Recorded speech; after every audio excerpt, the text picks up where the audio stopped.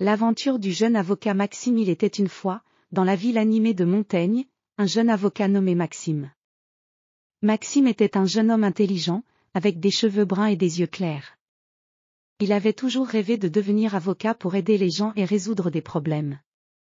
Il vivait dans un appartement confortable au centre de la ville, près du bureau où il travaillait. Un jour, Maxime reçut une lettre importante. La lettre venait de la famille d'un village lointain appelé Rivière-Étoile. La famille demandait de l'aide pour résoudre un problème très compliqué. Un mystérieux trésor avait été découvert près du village, mais il y avait un conflit sur la propriété de ce trésor. Maxime décida de se rendre à Rivière-Étoile pour aider la famille.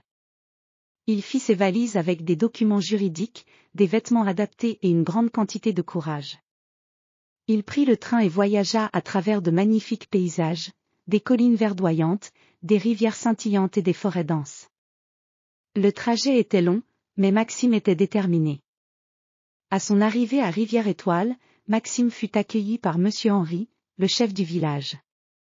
Monsieur Henri était un homme âgé, avec une barbe blanche et des yeux gentils. Il expliqua la situation à Maxime. Le trésor a été trouvé près de notre rivière, mais un riche propriétaire de la ville voisine affirme qu'il lui appartient.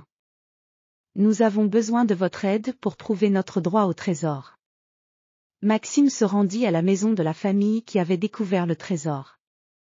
C'était une belle maison en pierre avec un grand jardin. La famille était très sympathique. Ils avaient trouvé une vieille carte au trésor et des pièces anciennes dans une cave. Maxime examina les documents et découvrit que la carte était très ancienne et montrait clairement que le trésor appartenait à la région de Rivière-Étoile. Le lendemain, Maxime alla au tribunal local pour présenter le cas. Le tribunal était un grand bâtiment avec des colonnes en pierre et des murs ornés de portraits historiques. Le juge était un homme sérieux avec des lunettes et une robe noire. Il écouta attentivement Maxime. Maxime présenta les preuves avec calme et confiance. Il expliqua comment la carte au trésor prouvait que le trésor appartenait à la famille de Rivière-Étoile. Il montra également des documents historiques qui soutenaient sa demande. Le juge écouta attentivement et posa quelques questions. Après une longue délibération, le juge annonça sa décision. Je déclare que le trésor appartient à la famille de Rivière-Étoile.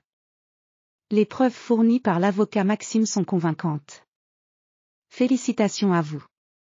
La famille de Rivière-Étoile était ravie. Ils remercièrent chaleureusement Maxime pour son aide précieuse. En célébration, ils organisèrent une grande fête avec de la musique, de la nourriture délicieuse et des danses joyeuses. Maxime se sentait heureux et satisfait. Il avait réussi à résoudre un problème difficile et à aider des gens dans le besoin. Le lendemain, Maxime reprit le train pour Montaigne. Il avait vécu une grande aventure et avait acquis de l'expérience précieuse.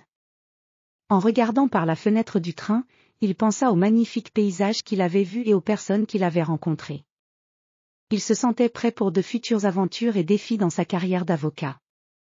De retour à Montaigne, Maxime continua son travail avec une nouvelle énergie et une confiance renouvelée. Il savait que chaque jour apportait des opportunités pour aider les gens et faire une différence dans le monde. Son voyage à Rivière-Étoile était une expérience qu'il n'oublierait jamais, et il était impatient de voir ce que l'avenir lui réservait.